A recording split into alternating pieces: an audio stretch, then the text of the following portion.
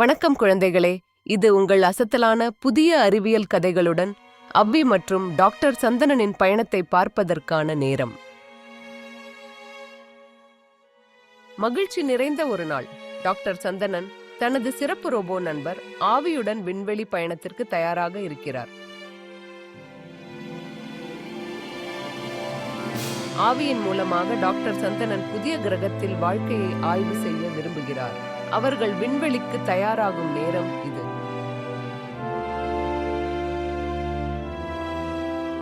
விண்வெளியின் அதிசயங்களால் ஆச்சரியப்பட்டு அவர்கள் புதிய கிரகத்தை நோக்கி பயணம் செய்கின்றனர்.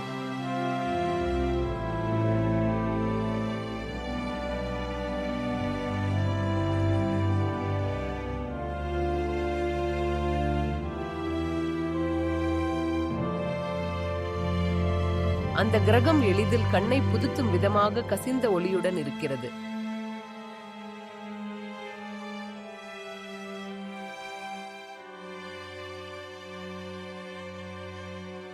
அந்த கிரகத்தின் மையத்தில் ஒரு வித்தியாசமான மரம் ஒளிருகிறது. அது நைட்ரஜன் வாயுவை வெளியிட்டு சுற்றுச்சூழலை பாதுகாக்கும்.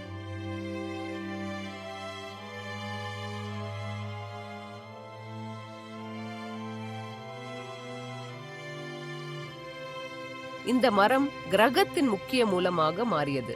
அது சுற்றுச்சூழல் பாதுகாப்பிற்கான ஒரு அரிய பொக்கிஷமாக உள்ளது. அந்த மரத்தின் ரகசியத்தை அறிந்து கொண்ட பின் டாக்டர் சந்தனன் மற்றும் ஆவி பூமிக்கு திரும்பினர்.